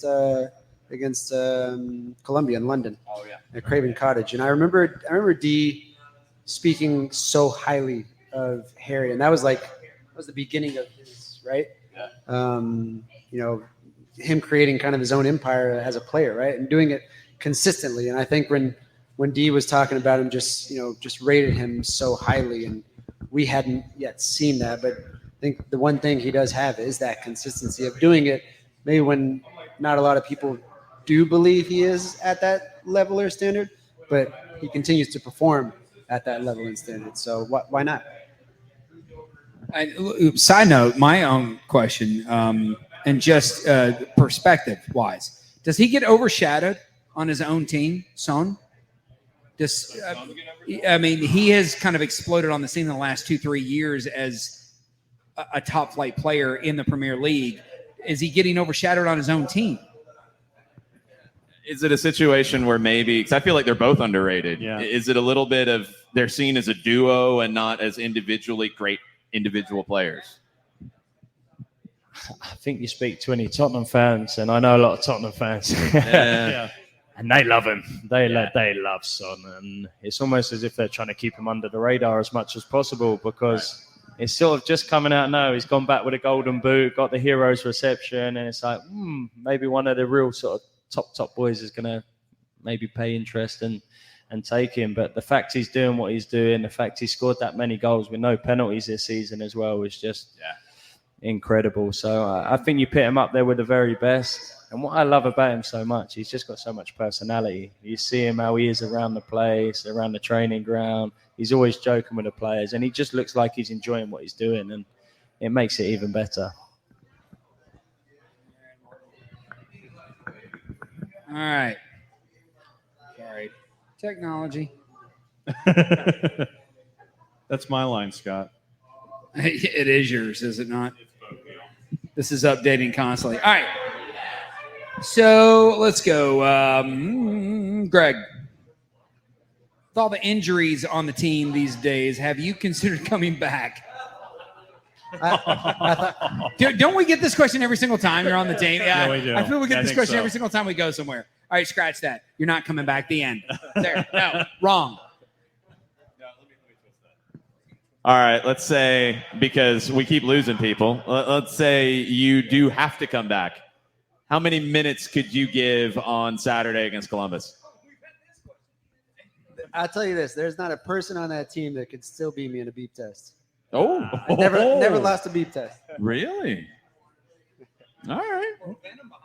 I like that. That Sounds like a challenge. That's it does. confidence. Look at the numbers. Go back and look at the numbers. Who ran the most on that? What about you versus Jack's squad though in the beep test? They probably those were the worst games to play when you as a first team player playing against the under 20s or the 2s or even the under 17s because those guys ran coming after so you. much more than anything. That's all they did was run. You just tell you tell the guy that you were marking whoever it may be, just relax. We move the ball much more than we run here. And I think the beauty of playing at the bends as well, so many teams come in with that fear factor, don't they? Yeah. They're almost playing that low block, mid block. So it's almost spending so much time in possession. There's not loads and loads of transition moments. So it's almost just trying to be better with the ball than it is in terms of running. But yeah, I reckon you could get in there and do a job the weekend.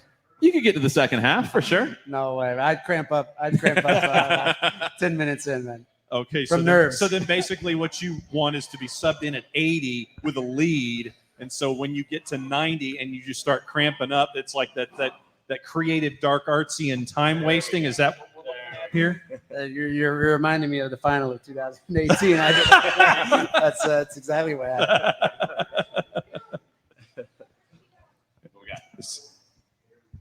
Let's go. We're gonna go to Greg again. Oh. This is funny. We have a theme apparently going here. It's about injuries.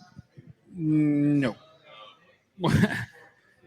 Now that you and Tito don't have to fight over who has the best hair on the team, who currently has the title, and why is it not Andrew Gutman? Oh, that's my guy too. You can't do that.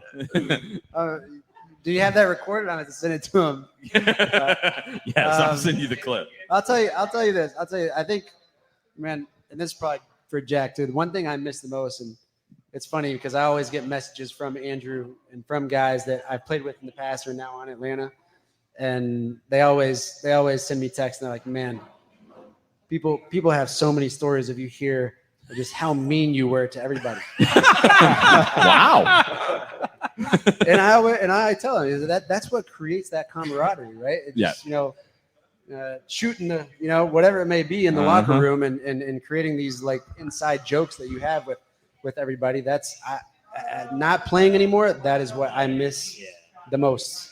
Is just that those inside mean jokes that you have with everybody. And Andrew knows a lot about those. Okay, let me ask each of you this. I'm going to ask Jack with your group with the twos. Best style and worst style.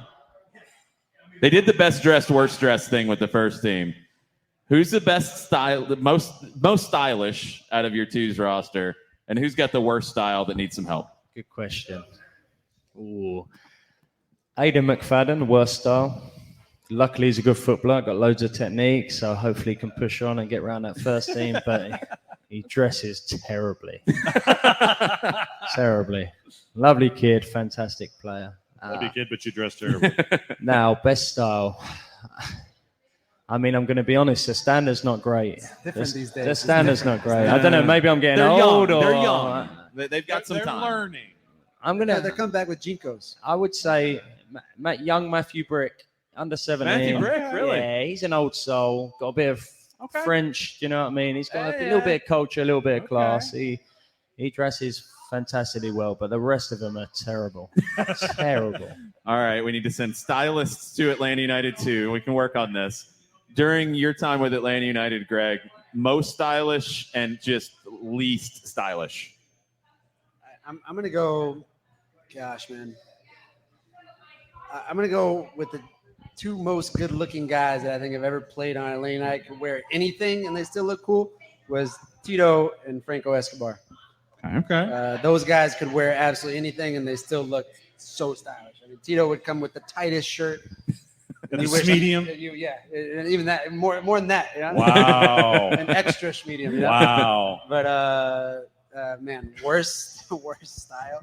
Everybody was getting at Mikey on the one this year. Everybody was killing Mikey. I think Mikey wore the Soccer for All shirt that we all got at preseason. I think he wore that 3 days out of the week with probably no socks on, with his shoes, his travel tennis shoes, to training every single day. Okay. With Soccer for All and his travel tennis shoes with some shorts. That was how Mikey was rolling. He's being frugal. He sounds almost like the dude. Yeah. The big Ambrose. Okay, new lesson. Don't have Mikey talk about style with Atlanta United too. All right. I think we've learned a few things today. Now that we're done with the hard-hitting questions of the night. There you go. Yes. Jack, which teams are, I know, right? Which teams do you most dread having to game plan for or against? Ooh, good question. I mean, for us, it's obvious. Obviously, Tampa, Louisville. Yeah. The big boys are always difficult, but as I said, I'm kind of a bit of a twisted individual. They're the games I actually really look forward to. So Tampa are always really interesting because they've got a bit of everything. Obviously, great experience, some incredible individuals, and they're interesting. Sometimes they really come and press, and sometimes they sit off and say, come on, can you break us down and hit you on the counter? So Neil Collins has done a wonderful job there with them. So probably they're interesting. But I suppose for us coming up, we play a lot of the teams from the West. So I'm really looking forward to playing Orange County Friday. We play RGV on Wednesday, and to kind of see what they're bringing to the party and how they're going to set up. And obviously the return of Cubo tomorrow night is going to be fantastic. So I would say I'm really looking forward to playing them as well. I've got one for each of you.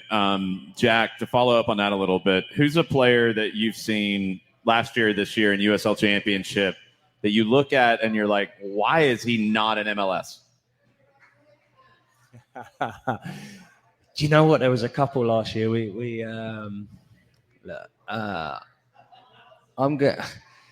There's one who's with an MLS team now. For me, Cal Jennings. Yeah. Obviously over at LAFC. He's playing for the Lights quite a lot.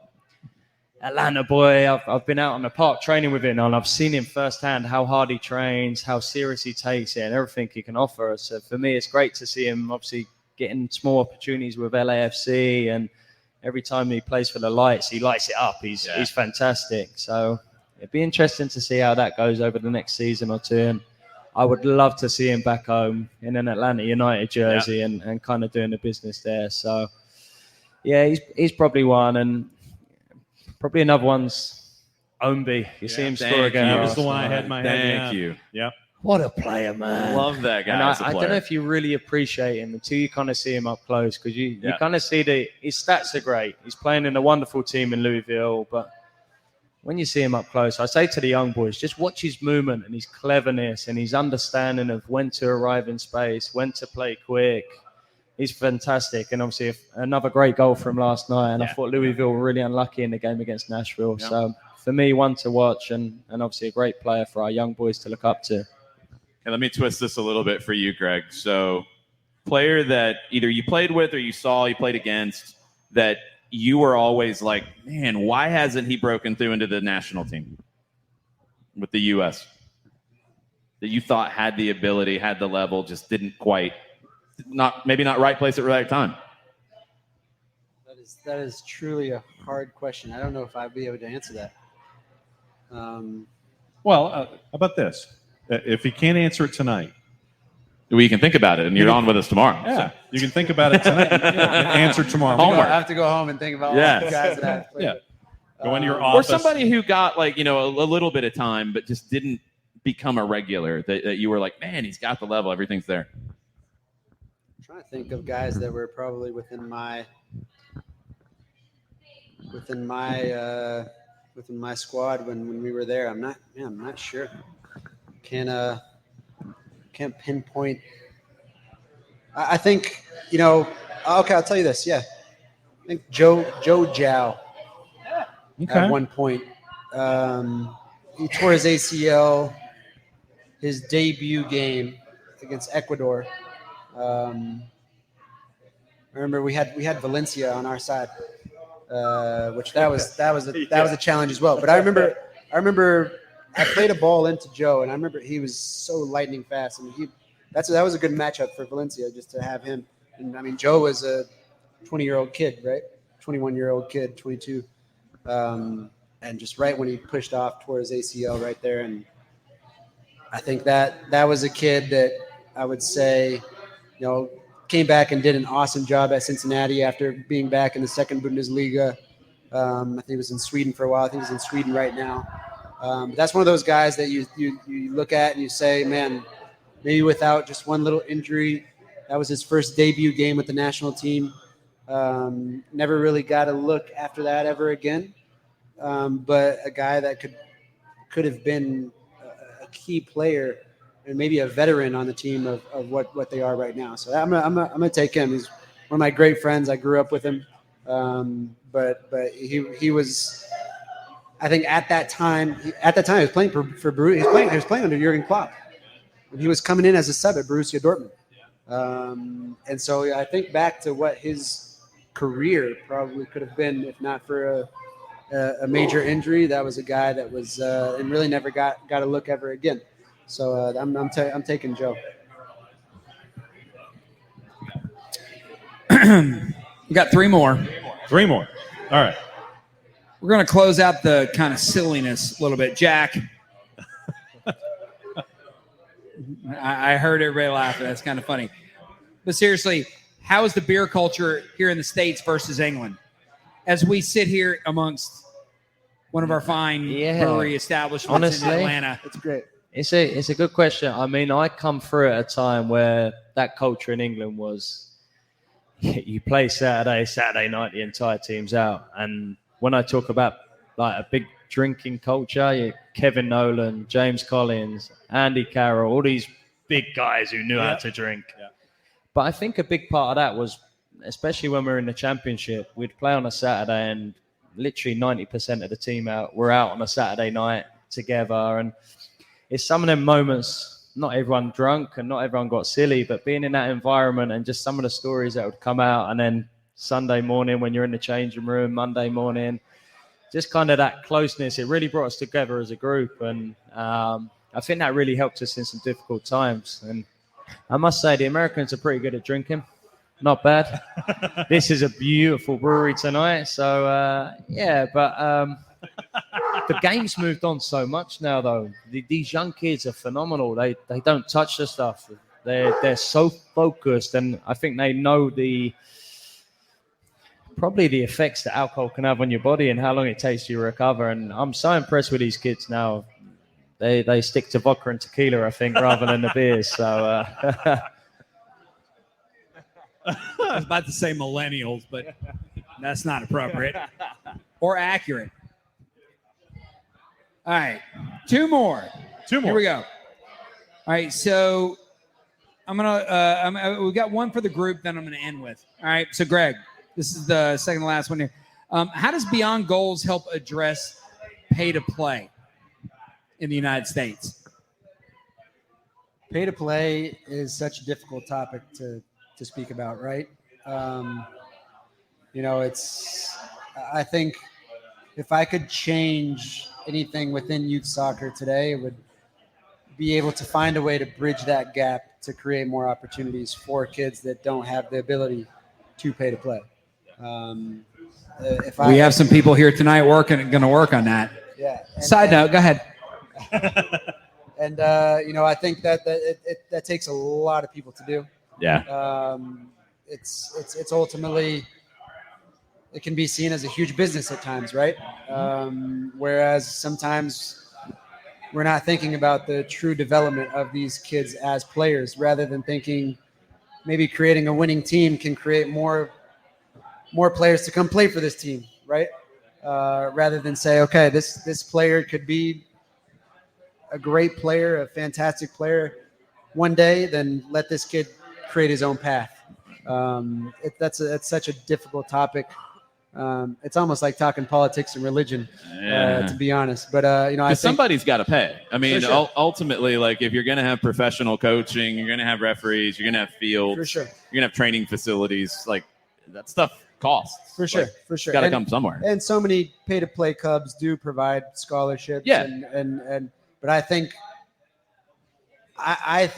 with the amount of talent that the U.S. has, we should be able to compete with the most talented countries all around the world. And maybe we might be getting close to that.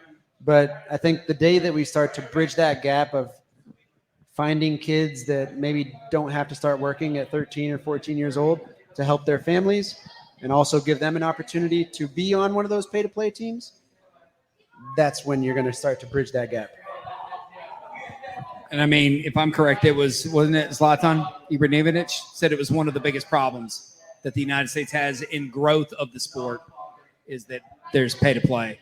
Yeah, I mean, because you're coming from a culture, and Jack, I mean, you can speak to this, where you had opportunities to play and your parents maybe weren't cutting a big check like parents here will, but so again, somebody's paying for everything that went into you playing, like it's a different culture because the professional game provided that for the young players. Here, we're just starting to catch up to that.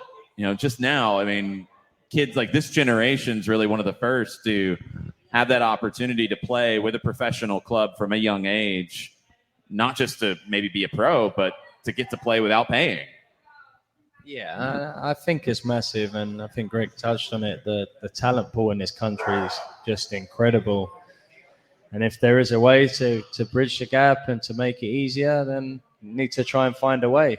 Do you know what I mean? Because it will make a difference, and it might just be 3 or 4 gems. And by the way, if they're not going on to be professionals, if you can help them on that college pathway, etc., then you're doing a great thing. So it's good. I think it's different as well because, you look at other countries, and I take Brazil, for example, or Portugal, places that I've played and been in. Every little town has their own little team. Yep. And the same thing in England, right? Every little borough has their own little team. And those kids are getting constantly scouted, right? And those kids are probably paying a minimum fee to either play or, so it's absolutely. It's just a different it's a different culture, right? And hopefully we can get to that one day, and and that's a country goal, right? Very true. Very true. All right, guys. Last question for Last everybody. question from Here we Scott. go. Let's get. Jesus. All right. So since Mbappe was snubbed or did snub Real Madrid, Yes. who? All right. Who did they go for in the transfer market this summer? All right. We were talking about this. Yeah, because they're going to do something. Yep. Yeah, I say if Liverpool loses, I mean even wins, Yeah. I think Sadio. I think Oh, you think Sadio's Sadio gone. Mane? Sadio Sadio Mane to Real Madrid. I think so.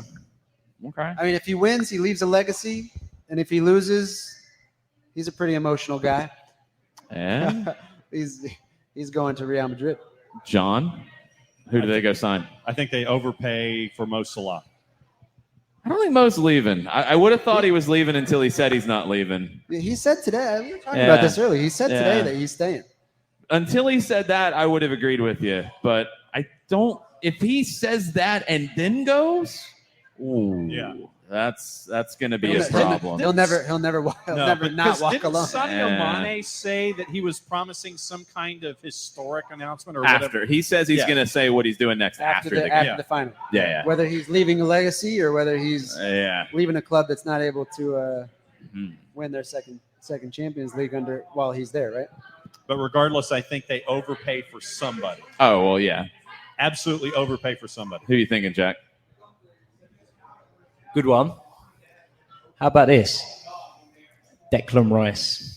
West Ham. So they go in a different midfield direction. maestro. Tony Cruz is getting older. Modric is getting older. I know they want wingers, attacking players, number 9s. Imagine an absolute beast in the middle of the park to build the And team you're not around. breaking the bank by comparison. Oh, he's gonna. No, you're he's- breaking the Oh, bank. he's going to be West- 100, West Ham- 150 million. West- Come on, West West Ham- Ham needs some money. Come on. West Yeah, Ham, see, West Ham that's- just offered him what, 10 years? 8-year contracts, I think. contract. Yeah, so Yeah. it would be interesting. That's the angle that Jack's working here. Is Uh-huh. he's trying to get West Ham a big transfer budget to work with, right? Yes. But if not, it'd be great if they took Son, wouldn't it? Eh? Get him away from Tottenham. No one likes Tottenham. Take Son. Get him 40 goals a year. It'll be fantastic. You know, I mean, it was rumored last year really lightly. I think City was linked to him a lot more, but you've been linked with forwards, one of the best forwards in the world. He might be available if you put the right check in front of the club. Harry Kane. Yeah. Why not going after Harry Kane? I mean, as a proud Welshman, I'm more interested to see where Gareth Bale's going the opposite way. To be Where is honest. Gareth Bale going to play next season? He's going to go play at a golf course someplace. I would love to see him He get could some come game play. He time could on the come play weekend. for Atlanta United. Hey, there we go. To Come on. Augusta. It's going to be a big salary you got to match or Yeah. come close to somewhere in the ballpark. I would love to see it. Gareth Bale to MLS? You're going to start that rumor? Yeah, let's put it out there. Come on. I mean, DC was linked. Yeah, they were. No, he doesn't want to go there, does he? Come on. Nah, nobody wants DC. Who? Okay, I'll end with this then, since we kind of started it there. Who is the player out there? Let's leave Messi out of the conversation because I think he ends up in MLS, and that's a whole different conversation anyway, different level. Who's the player out there in the world that you would love to see come to MLS and you think would actually be a really good fit? Not team specific, not like to a specific team, but a guy that would benefit the league, that would also benefit his career by coming. That's a really tough Wow. one. I mean, you such a hard one to answer because you look at the likes of, I always use the example of Miguel Almiron, Yep. who was, let's be honest and fair, not a person in this room or anybody in Atlanta Nope. knew who the hell Miguel Almiron was before Nope. he got here. And he was probably one of the best players to ever play in the league, Yeah, right? he was within those 2 years. maybe the best player at Yeah. that time in the Argentine league at Lanús. And you can put him in talks of being one of the best players to play in the league. Yeah, 100%. You know, even though with Newcastle and what they are, a different style, but we're probably one of the most exciting players Yep. to watch in the MLS. So You could go different directions. You could go with a Miguel Almiron kind of player. Yeah, I'd say let's young guy. find somebody who's kind of up, building up the ranks and climbing up the ranks and really can change this league. And other teams have gone for players like Miguel Almiron, and it's really kind of changed. Maybe what MLS was a few years back, and maybe bringing Stevie G or even Frank at a time or Pirlo at a time to where these young kids, man, they come from different places and they can run the game. What about you, John? I was thinking somebody like Dennis from Watford, because he's dropping to the championship. He's not going to be getting reps. You bring in somebody like that, you bring him over to Major League Soccer, and I think that might work for him. Yeah. I think that's definitely a good shout. 100%. And I think the league's getting more and more appealing every year, which is, I think these youngsters are looking at it now as a real viable option, which is great. I think for me, the real story would be Christian Eriksen. Yeah, that'd be amazing. Come on, imagine the story, Love that. quality of player. He can rip it up for another couple of years minimum, and obviously with that support he got, You're going to have to pry him out of Thomas Frank's hands, though, man. Look, it's going to be difficult, but come on, it'd The be money great you to could see him offer, over, the wouldn't it, life. Yeah. God, Eric, that's a great shout. You could go a couple directions. I love what you're saying, Greg, because I think that's more teams are going to do that, where they're looking for those guys, and it's getting the right guy and the right fit and the right system. But there is something for some of the veterans too. Like Edinson Cavani's a name that I've always thought of that could come here and just, God, what an example for young guys at a team. Di Maria would be amazing. He's going to get paid stupid money in Italy, it looks like. Cavani's the one. Suarez is another one that's got that name value. But a guy that I keep coming back to that hasn't quite made it in Europe that I think would be huge in the right market here is Diego Lainez. Yeah. He probably needs a move. Yeah. And if you put him in, let's say LAFC doesn't re-sign Vela, you put him in LA, you put him in Chicago, you put him in the right market, he'd kill it. Mm-hmm. Most definitely. I mean, it's sometimes always hit and miss with those guys too, because you look at Rodolfo Pizarro as well. Yeah.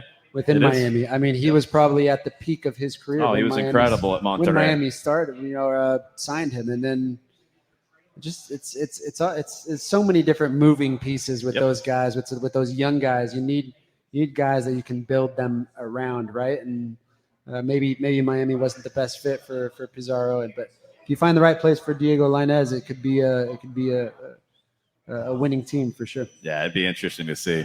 D. Graham watching on Twitch says that we can get Gareth Bale here. We can make it work because Uncle Arthur can probably get him on at East Lake and he'll be happy. Be very, very happy. Maybe we can get him over to Augusta from time to time. That's what I was saying. Yes. You could just drive to Augusta every day. We could take care of him. So we'd give him the day off. Yeah, of course. We'll work on that. Guys, we could keep you up here all night, but we've kept you long enough. Thank you so much for your time. Thank you, guys. Thanks for having us. Really appreciate it. Thanks to all of you for coming out, hanging out with us. Thanks, everybody watching on Twitch. We're back tomorrow morning at 9:05. This guy's back with us again. We're going to dig into Atlanta and Columbus, and we'll get your MLS weekend whip around. And then tomorrow night, we'll see you in Kennesaw at Fifth Third Bank Stadium to watch Atlanta United 2 and Orange County SC. If you can't make it out, you can watch John and I on ESPN+. We'll see you next time. Thanks for coming out. Thank you, Mucho guys. plata, y'all. Mucho plata, y'all.